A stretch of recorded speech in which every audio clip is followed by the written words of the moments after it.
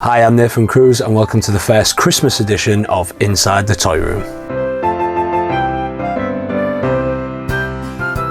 So yeah, it's Christmas and Christmas is my favourite time of the year. Obviously, I'm a big kid and so I get so excited about Christmas. And if I'm completely honest, there's a big part of Christmas that just takes me back to my childhood and remembers getting some of these toys waiting for me under the Christmas tree from Santa or my parents, whichever. It just seemed only fitting that I would do a Christmas special for Inside the Toy Room. Obviously, with the commercialisation of the world, toys and Christmas have become hand in hand. Toys get made in Santa's workshop after all, we all know that. And there's so many toys that I could talk about. I mean, we've all seen those almost terrifying news reports from the early 90s when certain toys were so popular, people were getting trampled in stores and it became a big thing. They end up making movies about it. There's so many toys that we could dive into and talk about. And as we go through these next few Christmas specials, I am going to talk about some of those toys.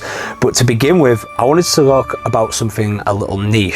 Now, previously in our Halloween special, I covered the Joker and the toy history of the Joker. And throughout this history, he also had a limited edition version of Christmas with the Joker from the animated series. It was done by DC Collectibles in 2015 as a limited edition. I love that piece, don't have it, would love to have it as part of this Christmas display, but what I do have is this. So in 1997, Toy Biz released a limited edition holiday special. So it wasn't released in England because it would have been, let's face it, it was in England, it would have been called a Christmas special.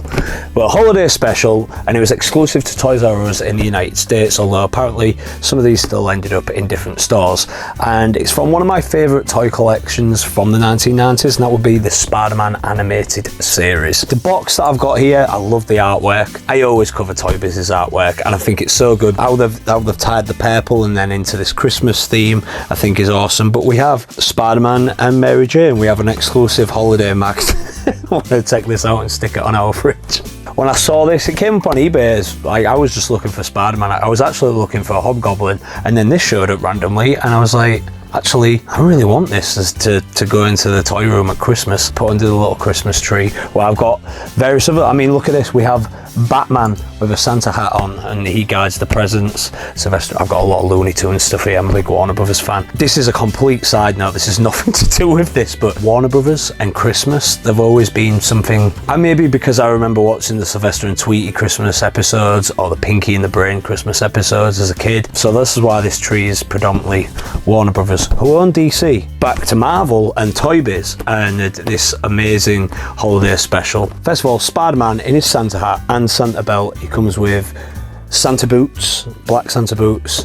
Of course, he's got Santa's sack with toys, Spider-Man toy, candy cane, and then Mary Jane done up almost as Mrs. Claus. Now this limited edition piece, they only made 35,000, so this is one of the 35,000, but I mean, other than the sun damage on the plastic, this is in immaculate condition. And as I mentioned, I actually got it for a really cheap price on eBay. It wasn't something I was looking for. I just stumbled upon it by accident, and I actually picked this up for just £15 from a UK seller as well, so I didn't have to pay those stupid import charges from the United States. The box has very little damage on it. There's a few things here and there, like I say, the sun damage, but for the most part, it's really cool. Now, unfortunately, Toy Biz didn't actually make any more holiday special action figures, and I really wish they did. And I've had a look through different superheroes and different franchises to see if there was any more Christmas specials from some of these, and at least in my research, I couldn't find any other than that Christmas with the Joker that I mentioned at the top of this episode. This is a one-of-a-kind piece. They didn't do anything else for X-Men, for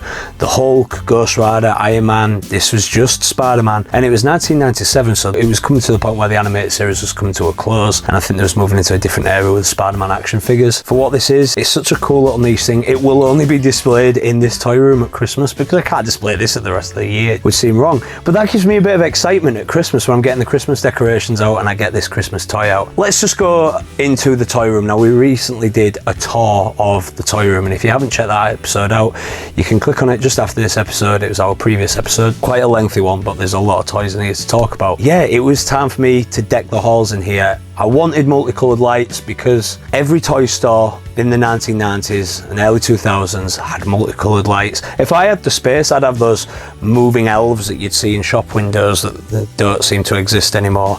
They were awesome. If I could have them, this is just a trip down nostalgia lane, but recently, after I'd done I do a lot of decorating in our house.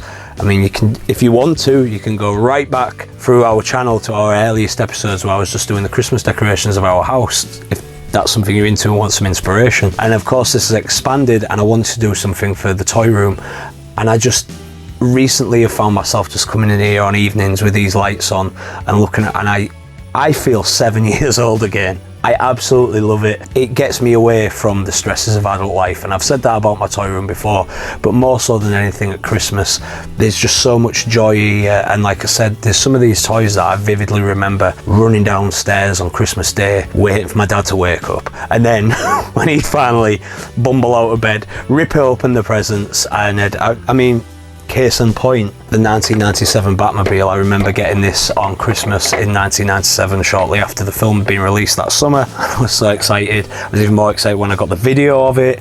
Yeah, not Christmas related, but personally for me, very Christmas related. A short one this week, but hopefully you did enjoy it. Join us next week as we're going to be taking a look at one of the most popular Christmas toys of all time, and probably one of the most beloved fictional characters of all time. Whether you're a fan of toys or not, you will all know of Toy Story and of course Buzz Lightyear. So join us next week for Inside the Toy Room. We take a look at Buzz Lightyear. Just a personal side note from me, and I just wanted to take a few minutes to talk about a charity that I think is a really good thing at this time of year. In my local area of Hull, and it's actually national across the United Kingdom in fact, a charity called Cash for Kids Mission Christmas. Every year they ask if you can donate a toy, because somewhere there will be an underprivileged family that might be struggling this year, and some kids might wake up to nothing on Christmas Day. Now, unless they're being a particularly bad boy or girl, it would be horrible for them to experience that, and that really gets to me every year that I think about it. The recession's biting deep everywhere, but that's what's so concerning about it this year. I felt the sting of the pandemic personally, and I couldn't afford this year to actually buy a new toy in my Christmas budget to give to them. So what I did is I took something from the toy room that was new, sealed in its packaging, and ready for some kid to open on Christmas Day to play with and appreciate even more so than I would in here. And even if you're watching this from an international country, you could be watching this from the United States, from Canada. I know we've got people even watch it in Japan. If you have something similar in your area, just look it up and give what you can, because not everybody has that privilege. And if you can afford to just part ways with just one toy and get your donations in time before they hand them out, that'd be a big thing. They do these for international to send off to Africa. You know, you see these videos and they open up just colouring books and things like that we take for granted. I just think it'll mean the world to them. It'll put such a smile on their face and they get so excited, and I think that's a very heartwarming, powerful thing to be able to do. Christmas to me has always been about, I always give to charities, for animal charities more so than anything. I think Mission Christmas is a really good cause. So if you are in England, just Google Cash for Kids Mission Christmas. You'll soon come up with a local depot, and if you can drop a toy off in time, please do it, because it can be that difference between a kid waking up on Christmas Day to nothing, to a kid waking up to something, and something that might, you know, they'll put a big smile on their face and they'll be able to play with that all day. I've got a lot of toys that keep me happy. They're going to appreciate it far more than I would. So if you can do that, please do the same.